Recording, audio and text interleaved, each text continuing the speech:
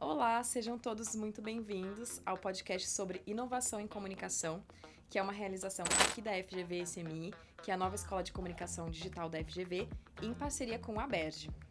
Eu sou Amanda Palma, sou coordenadora aqui do Media Lab, que é o laboratório de conteúdo e audiovisual da FGV SMI. Estou aqui com a Liliane Celoan, gerente de comunicação interna da Enel, Rafael Oliveira, gerente de comunicação e marketing da Unimed Rio. Olá, gente.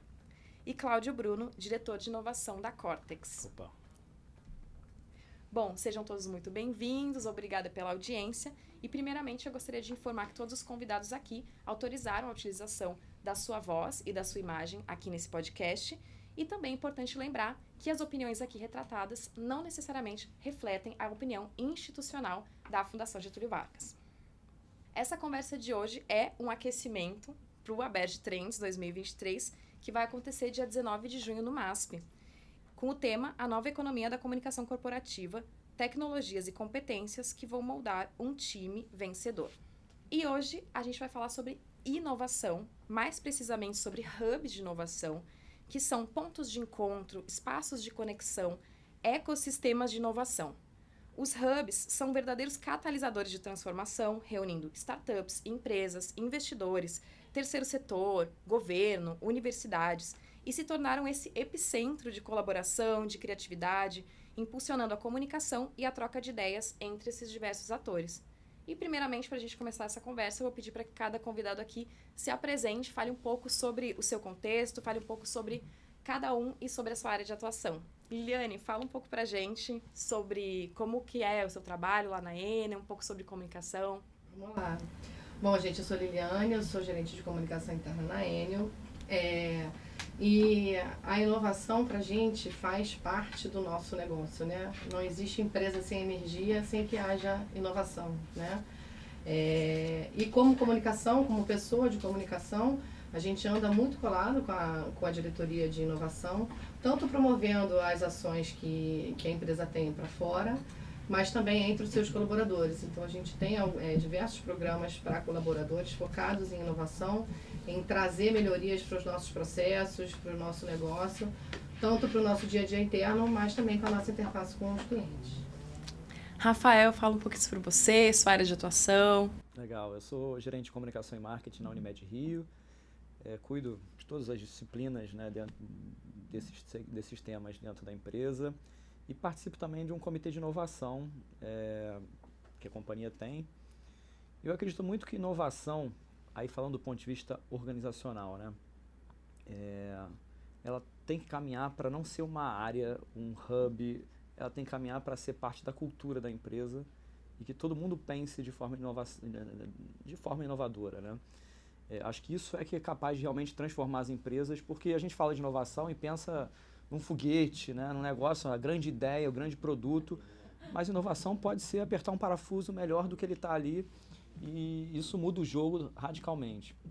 Então, acho que o nosso trabalho, meu na Unimed, nós comunicadores, é tentar fomentar essa visão a partir das soluções de comunicação, de engajamento, para que todo o público interno seja capaz de olhar para o seu trabalho, para as ferramentas que tem na mão e aplicar um ponto de vista, um olhar inovador e conseguir fazer transformações. É nisso que eu acredito. Cláudio, fala um pouquinho sobre você, se apresenta pra gente. Bom, eu sou o Cláudio Bruno, né? Hoje eu sou diretor de inovação na Cortex. A Cortex é uma empresa de tecnologia. A gente é uma empresa de tecnologia focada em dados e inteligência artificial, né? Hoje eu sou o diretor de inovação da oferta de comunicação. A gente tem basicamente 3 ofertas lá, que é a oferta de comunicação, que trabalha com esse mercado, trabalha com dados para a comunicação. A gente tem uma oferta que é de Sales Intelligence, que ajuda dados para vendas, e tem uma que com a aquisição da GeoFusion, que é de dados geográficos, né? Hoje eu estou focado na oferta de comunicação e eu sou jornalista de formação, né?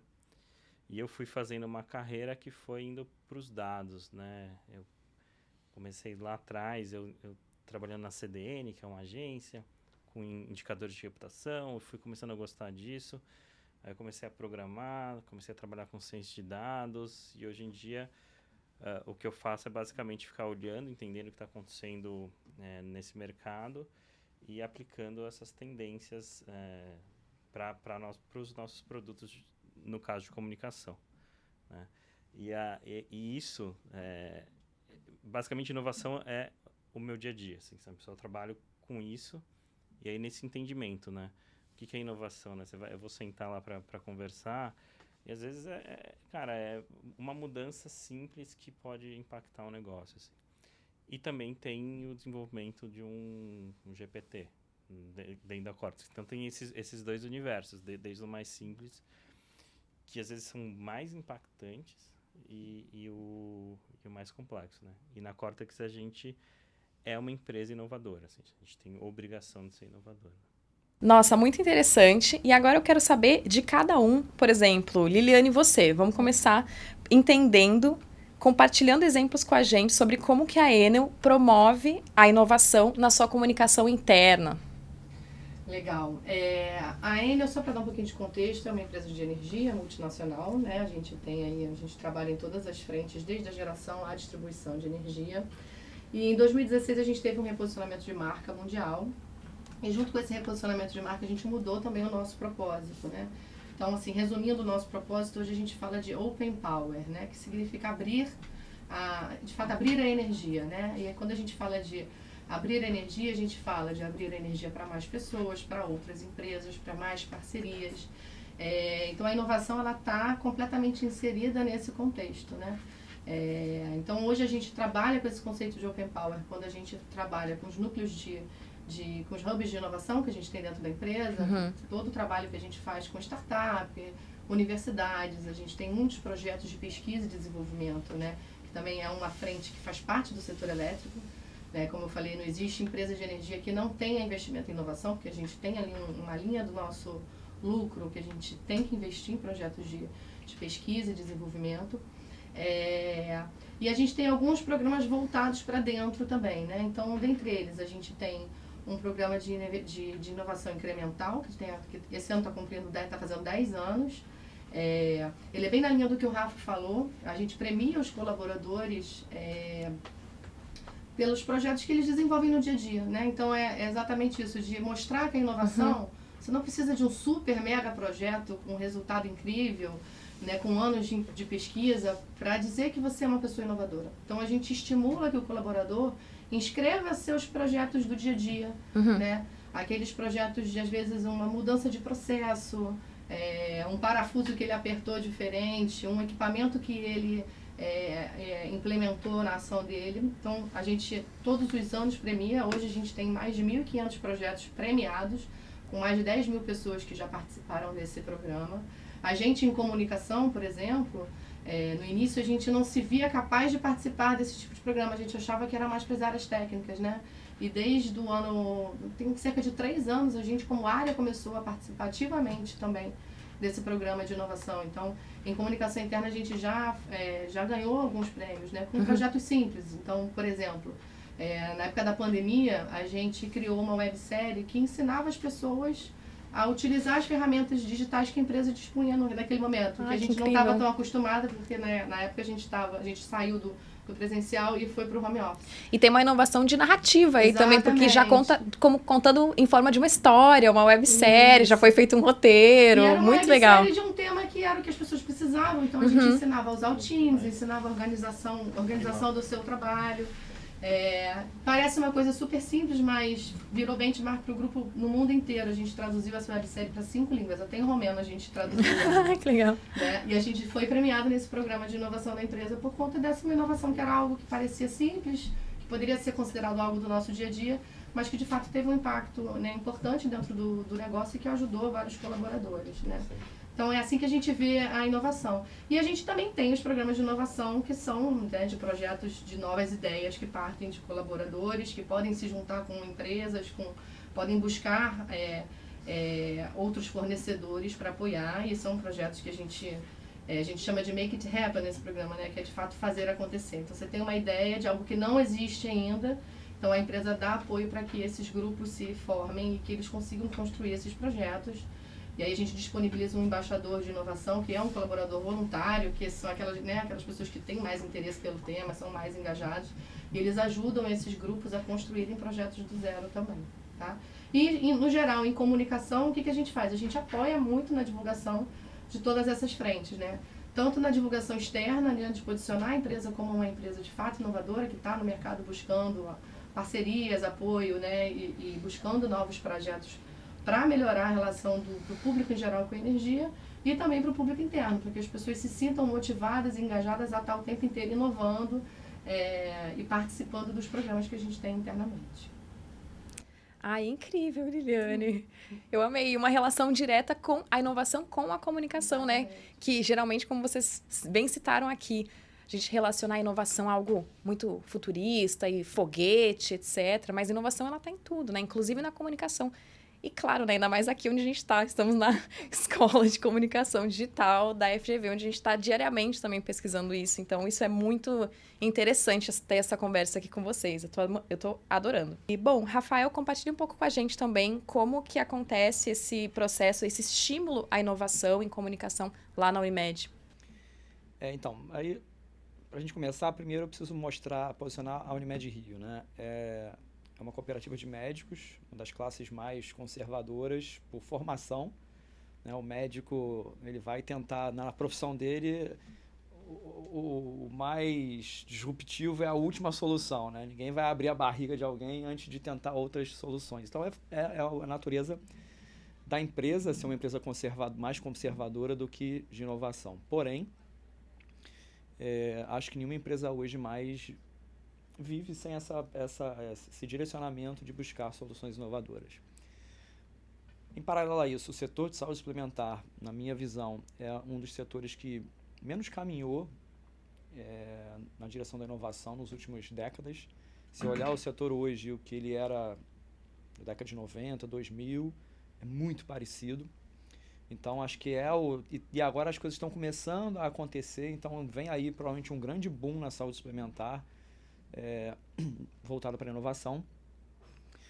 E aí, a área de comunicação da Unimed Rio, eu falo muito isso internamente, a gente tem um papel de engajar e de mostrar para as pessoas o potencial transformador que elas podem ter.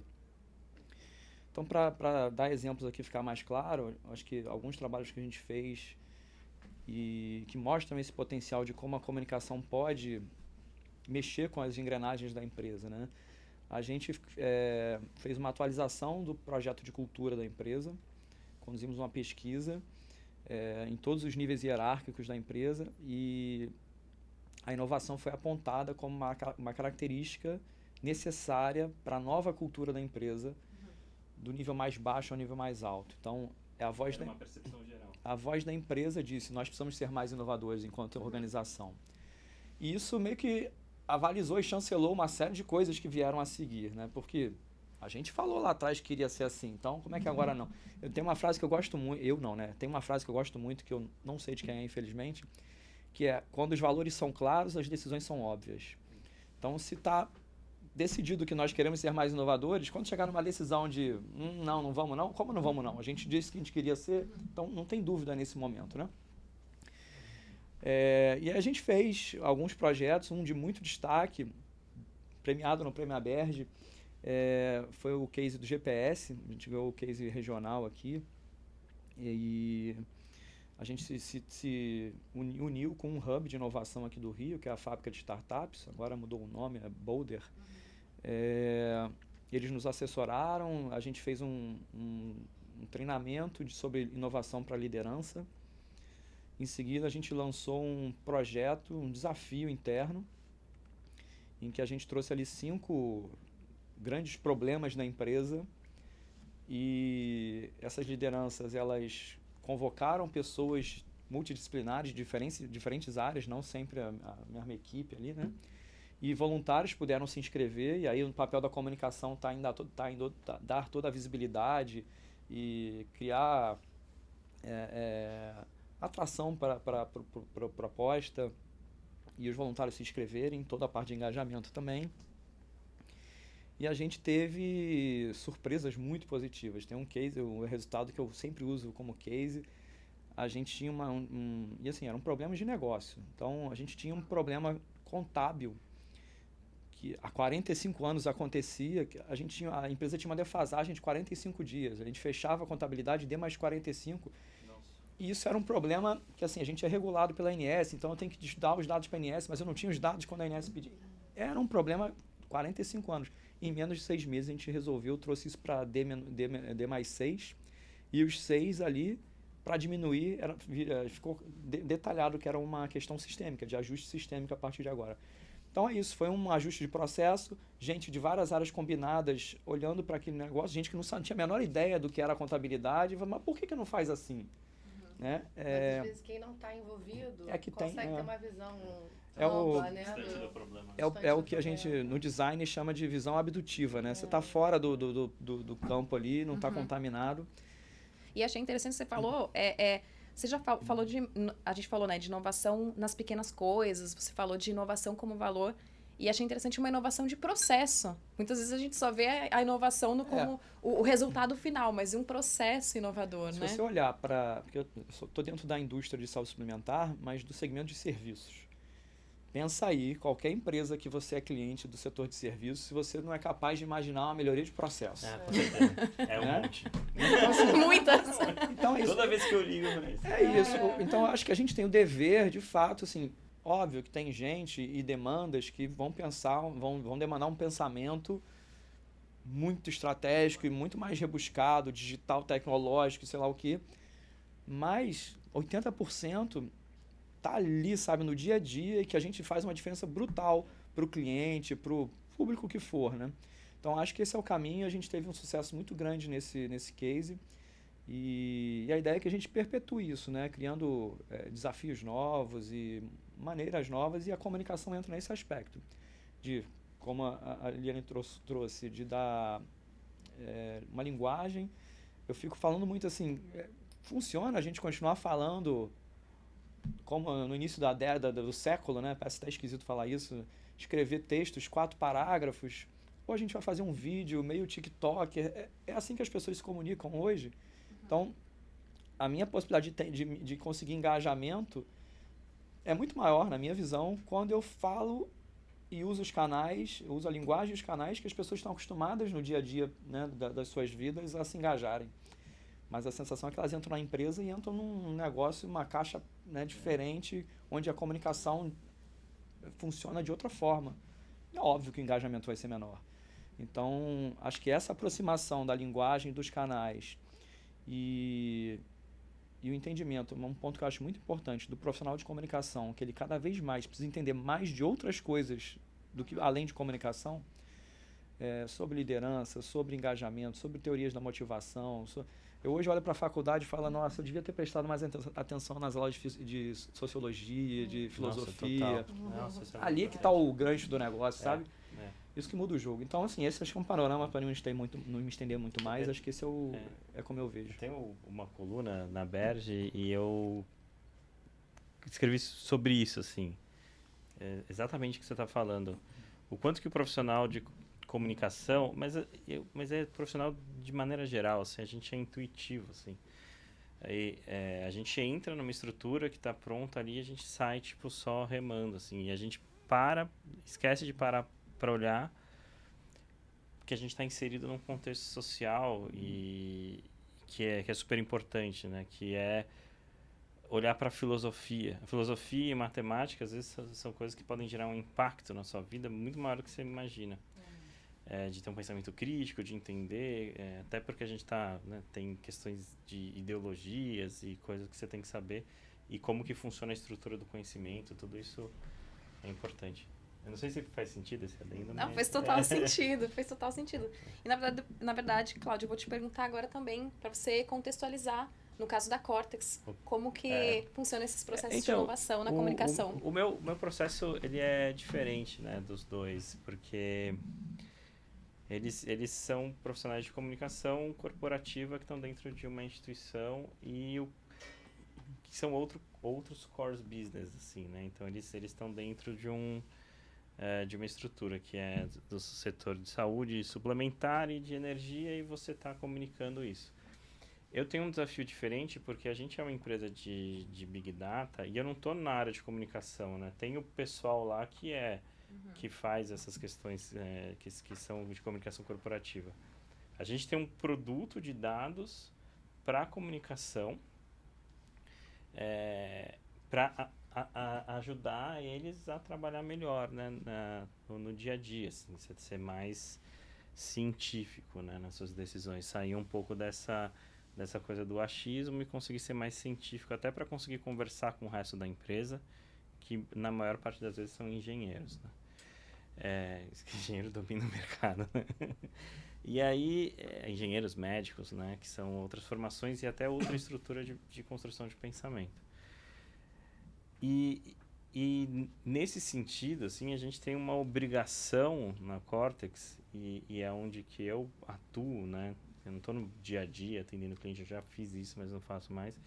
Eu acabo até virando uma pessoa da área de inovação, porque eu tenho os meus clientes, são empresas, e eles têm aflições e demandas por conta dessa sociedade que está mudando a maneira como a gente se comunica, né? Então, há 3 anos atrás, não tinha TikTok, né? A gente não falava de inteligência artificial generativa e que isso vai impactar muito a nossa área. Porque a primeira vez que a linguagem natural tá virando, tá conseguindo realmente ter efeitos importantes. Então, na Cortex, na minha diretoria, né, de inovação para comunicação, tem uma obrigação de ficar entendendo o que está acontecendo, acompanhando o debate acadêmico, né, que eu acho que isso é importante, para construir produtos que ajudem os profissionais de comunicação a lidar com esse universo hipercomplexo. Porque quando a gente começou, eu me formei em 2004, né, eles se formaram também mais ou menos na mesma época.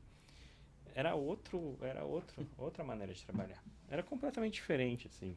Eu lembro muito bem, eu trabalhando em agência de comunicação, em 2013 teve as passeatas, assim, e eu lembro, eu trabalhava com um monte de jornalista importante e tal, e eles completamente perdidos, eles não sabiam o que estava acontecendo. A gente não sabia o que estava acontecendo, a gente não sabia nem para onde olhar, assim. A gente passou por mudanças que deram uma complexidade no trabalho desse profissional de comunicação institucional. Talvez seja o profissional que mais tenha adicionado complexidade no trabalho. Porque antes, se você pegava e botava uma matéria na Folha, no Globo... Era técnica pura, né? Era só isso. Eu lembro, você começava o dia na Folha e terminava na Folha, porque eu sou de São Paulo, né? No Globo e terminava no Jornal Nacional, assim, sabe? Aquela crise, você ia conseguir lidar com isso. Você completava, vamos fazer um plano, completava lá com um xizinho. É uma coisa... vai ser tantas inserções. Hoje em dia, as possibilidades são inúmeras de se comunicar, e aí você tem uma capacidade de mensuração que você não tinha antes, você consegue prever comportamento, então tem muita coisa que mudou. E aí o papel na Cortex, que é o que eu atuo hoje, estou cada vez mais atuando nisso, é entender isso. E aí a gente desenvolve ofertas que ajudam no mercado, né? Então, eu acho que recentemente eu criei uma oferta que a gente chama de Media Bias e Media Trends, que é exatamente para acompanhar agendamento de temáticas na sociedade, não só na imprensa, mas também nos líderes de opinião, para ver o que está acontecendo e você conseguir antecipar ou se posicionar numa crise. E aí eu criei um algoritmo que identifiquei, eu peguei, a gente não cria nada. Um algoritmo para chamar de meu, né? Não, o algoritmo foi eu que escrevi, mas eu peguei um paper aqui, um paper ali e cruzei, né? Porque eu tenho essa característica, né, que eu sou jornalista, mas hoje em dia eu sou mais um cientista de dados, programador e matemático do que jornalista. E aí eu criei um produto que é usado por grandes empresas, que eu consigo entender como que as bolhas de informação estão sendo impactadas, repercutem, né? E é muito interessante porque você vai ter um assunto X que aconteceu e você vai ter percepções completamente diferentes, né? Então, assim, eu tava... e aí depende da bolha de onde você está inserido, né? Então, é engraçado, por acaso eu cheguei aqui no aeroporto e encontrei primos da minha esposa que são do Paraná, são do agronegócio. E é muito interessante como um cara lá de São Paulo, Perdizes, Vila Madalena, Santa Cecília, tem uma visão de mundo completamente diferente deles. E aí, quando você vai ver a raiz disso, é onde a gente está sendo impactado em comunicação. Então, eu estudo como está acontecendo e tento transformar isso num produto. É isso. Incrível. Eu achei interessante, fui anotando, assim, pegando algumas referências que vocês passaram. E essa questão da multidisciplinaridade me chamou bastante a atenção. No início, citei alguns atores que participam desse universo de hubs, né? E a gente vê que são muito variados. Eu sinto que, assim, parece que tem uma mágica ali que acontece quando você junta o cientista de dados, o terceiro setor, as grandes corporações, com a academia, com os novos cientistas. Isso parece que rola uma mágica ali, onde que a inovação se permite acontecer, a inovação, né? Eu senti bastante isso, assim, da conversa que a gente teve. E para a gente terminar, como uma última declaração de vocês, uma última pergunta que eu gostaria de fazer, é que vocês compartilhassem um pouco de uma visão de futuro. O que cada um acredita que seja uma visão sobre o futuro da comunicação corporativa, sobre a inovação, sobre os hubs, novas possibilidades, novos projetos. Pode ser? Pode ser, Liliane? Vamos lá. Eu acho que a gente, como comunicação, a gente tem esse papel de promover um ambiente onde a cultura de inovação ela seja de fato ativa, né? Não adianta a empresa ter um programa se ninguém se sente à vontade de participar, se é uma coisa muito no papel, mas que no dia a dia, quando você traz uma inovação, ninguém deixa você implementar, né? Então, a comunicação ela tem esse papel de fato chancelar esse ambiente favorável para a inovação, para que as pessoas tenham orgulho do que elas fazem, para que elas possam, de fato, implementar coisas novas, né? E também a gente tem a possibilidade de produção de conteúdo, né? Então, da gente ter locais onde as pessoas possam pesquisar, possam buscar informações, então a gente manter sempre as informações da empresa bem atualizadas e bem vivas, né, promovendo aí uma construção de conteúdo que auxilie as pessoas, né, ao desenvolverem um projeto, elas terem aonde buscar informações para poder elaborar suas novas ideias e seus novos projetos. Ai, maravilha. Obrigada. Eu pesquisei aqui no chat GPT como é que vai ser o futuro. E ele, com certeza... Ele é ótimo, É um queridão o chat GPT. As minhas críticas. Mas eu acho assim, antes disso, eu acho que a gente tem que olhar... Uma vez eu ouvi um professor meu dizendo que o ser humano que vive um momento histórico nunca se dá conta naquele momento, né? E eu acho que a gente está passando por um momento, você falou, né? Da nossa época que a gente se formou, não tinha digital, a gente viu o universo todo surgir. Depois que surgiu, já tem algumas evoluções e revoluções, né? Agora a inteligência artificial vindo para dar mais uma mudada no jogo. Porém, de verdade, eu não tenho a menor ideia onde é que isso vai parar e como é que vai impactar. Mas a minha visão é que eu vou estar sempre interessado no ser humano.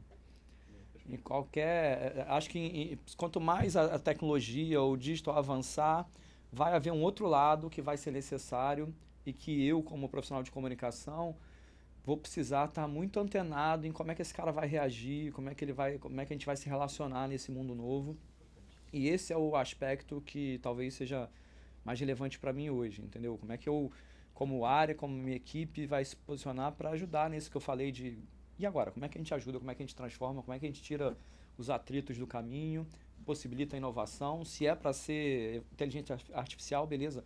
Como é que a gente ajuda as pessoas a pensarem nas melhores possibilidades de soluções de inteligência artificial, dado os desafios de negócio, dado a complexidade, dado uma série de questões. Então, acho que a parte do debate de o quanto essa evolução digital pode gerar desemprego, ainda assim vai ser muito necessário o olhar reflexivo, pensante, criador. E é isso que eu acho que eu vou precisar, como profissional de comunicação, continuar me conectando com essa pessoa, entendeu? E interessante que cada caso de que vocês contaram, a palavra pessoas foi uma das palavras que mais veio à tona na nossa conversa. Comunicação, pessoas com pessoas, né? Tudo que a gente faz é pra gente mesmo, né? Por mais que o mundo vire máquina em alguns setores. Porque as tarefas, essas tarefas que são possíveis de repetir, isso que chamam de inteligência artificial, que não é uma inteligência, né? Mas vai fazer com que o ser humano seja cada vez mais importante. Isso é isso, assim. Porque a máquina... Porque existe uma ideia de que a inteligência vai gerar consciência. Toda vez que falarem isso, é uma grande bobagem, né? Porque os cientistas não conseguem nem definir o que é consciência. O computador isso é bobagem, isso é clickbait. Então, o ser humano, ele ainda... ele vai... Espero que do lado bom da inteligência artificial seja esse, né? Você aproveitar mais o humano. E você vai, em tese, tirar as pessoas de trabalhos operacionais e dar a possibilidade de elas terem trabalhos mais estratégicos, criativos, né? Então, é uma transformação do modelo de trabalho. A gente viveu 3 anos atrás uma transformação de modelo de trabalho no sentido físico. É isso. Agora, talvez a gente vá viver uma outra bolha aí, um outro boom, na verdade. E é uma mudança de estrutura, né? De social mesmo, assim. Tipo, uma coisa que os governos vão ter que parar e pensar no que vai fazer. Porque vai ter uma carga de excedente de trabalho que as pessoas não vão ter mais esse... E isso é uma reflexão que tem que ser feita, assim. E é urgente, deveria estar sendo feita. E, Cláudio, sobre essa perspectiva que a gente está conversando... Como que você acha, então, nesse futuro próximo, que já é um pouco do presente, como que você acha que a comunicação corporativa, os hubs, essas iniciativas de inovação podem evoluir para atingir novos públicos, para atingir as pessoas que estão vindo novas aí, que não viram toda essa transformação acontecer e que muitas vezes acham que a câmera sempre foi digital, o chat GPT sempre esteve lá conversando com a gente. O que você acha sobre isso? Isso é um desafio, né? Eu acho que isso é o grande desafio para quem está hoje na comunicação institucional, porque a gente está vendo uma geração que é o consumidor, que vai ser completamente diferente, né? Como que vai impactar esse cara? E aí você precisa entender comportamentos. Eu acho que entra muito... Você vai ter que entender como que esse cara... Acho que a pergunta central é como que essa nova geração, essas novas pessoas, elas consomem informação. Eu acho que essa sempre vai ser a pergunta. E a partir disso a gente vai conseguir entender o que tem que fazer. E aí por isso que eu enxergo que hubs, né, eles são fundamentais, porque o desafio ele não é mais numa disciplina, ele é multidisciplinar. Os desafios eles são multidisciplinares. Então, aquele cara que falava assim, eu sou de humanas e não sei matemática, ou o cara que é um engenheiro que não entende da sociedade, como a sociedade funciona, esse cara não vai ter mais lugar, assim, ele vai ter que cruzar. E o hub é essencialmente isso, né? Você ser multidisciplinar para conseguir entender como que as pessoas estão navegando nesse mundo. E aí, sobre essa questão de hub, como que eu acho que deveria funcionar, e a gente na Cortex, nos próximos anos, a gente tem esse projeto de construir um hub de inovação. Eu acho que tem basicamente alguns pilares, né? Você tem o primeiro pilar, e pilares que foram falados aqui. O primeiro pilar é você entre empresas, ou seja, você não faz uma inovação se você não cruzar a empresa. E aí a Enel que vai ter um startup. Você falou também da fábrica de startups, ou seja, empresas que estão olhando para novas tecnologias que estão impactando esse público novo. Então, assim, eu não consigo construir inovação se eu não pegar meus clientes e trazer para dentro, né? Tipo, meus clientes, no caso, sou uma startup ou uma empresa de tecnologia e estou trazendo esses clientes. O segundo que você falou também é problemas de negócio. Então, as pessoas do dia a dia de negócio, elas têm que estar inseridas. não é uma coisa isolada, né? A gente fala assim, vou fazer o nosso hub de inovação e vai ser uma célula isolada.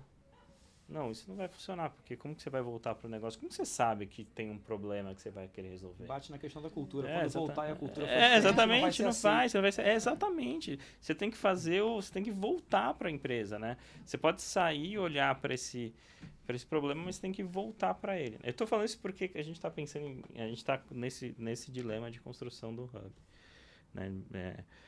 E aí o terceiro pilar, assim, que eu acho que é muito importante, e eu acho que as pessoas não se dão conta, e é muito importante a gente estar aqui dentro da GV, é o pilar acadêmico. Assim, você tem que ter um diálogo entre mercado e academia. Não faz sentido você isolar os dois, né? E isso, para mim, é muito claro.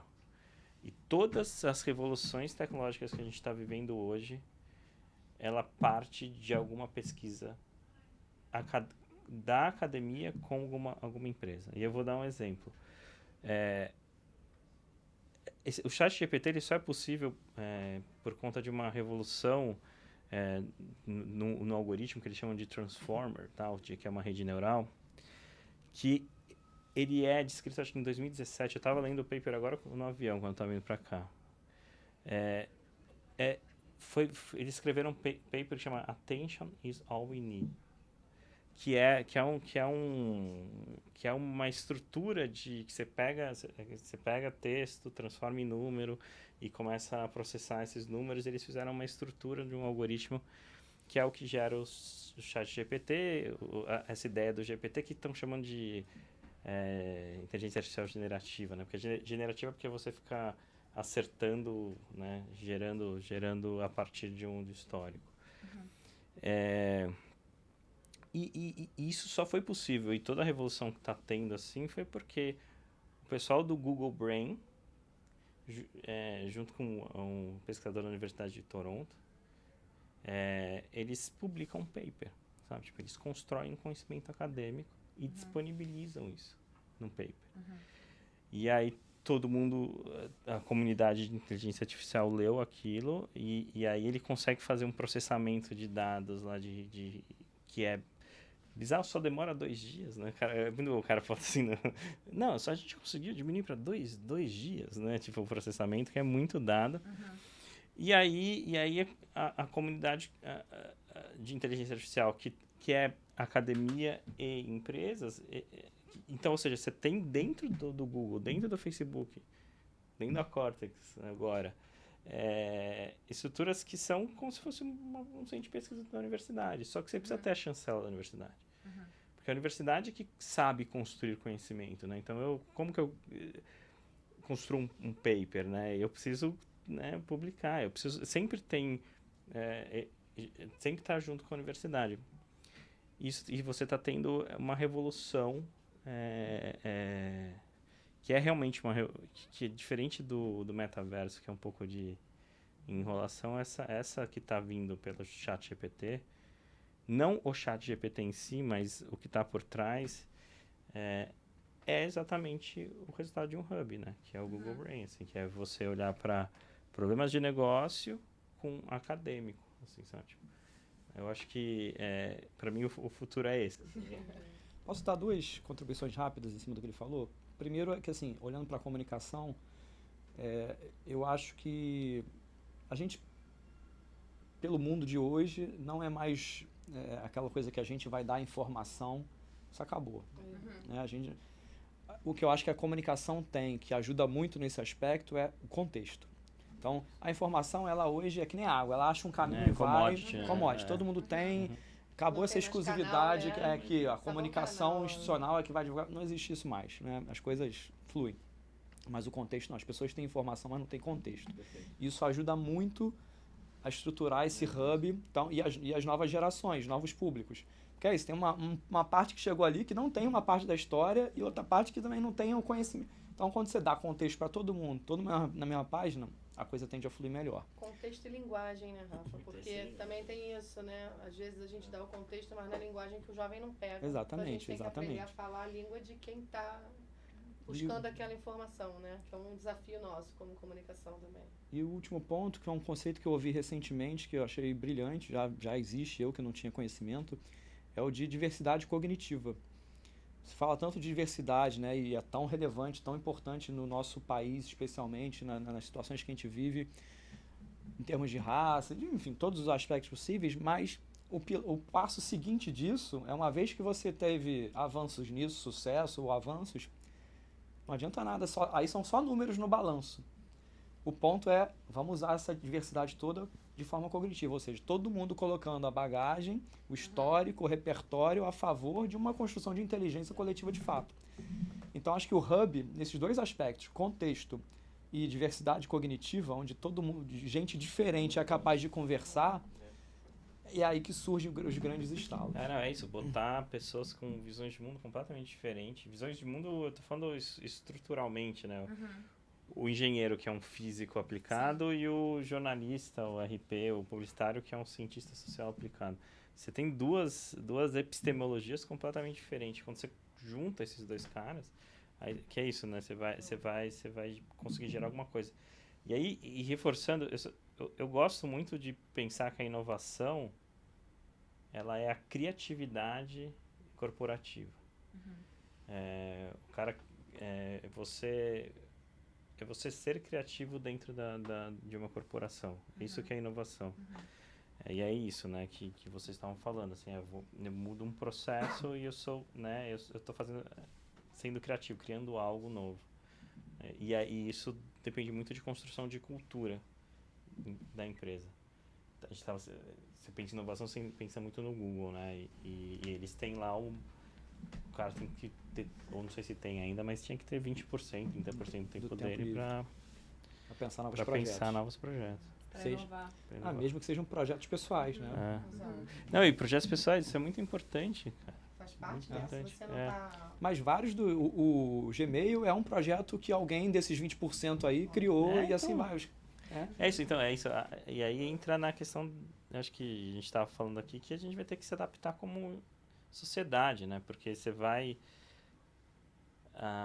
as atividades vão ser substituídas por inteligências artificiais e vai sobrar muito espaço para isso, assim, para a gente ser criativo, né? Então, por isso que eu acho que esse hub é importante.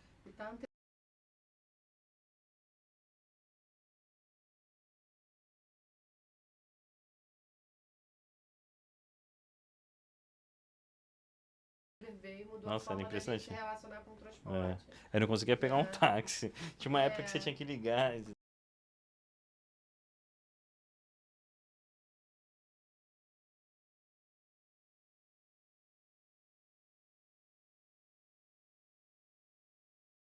Por isso que as pessoas de negócio, elas têm que estar nessa mesa. Porque é elas que sabem qual que é o problema.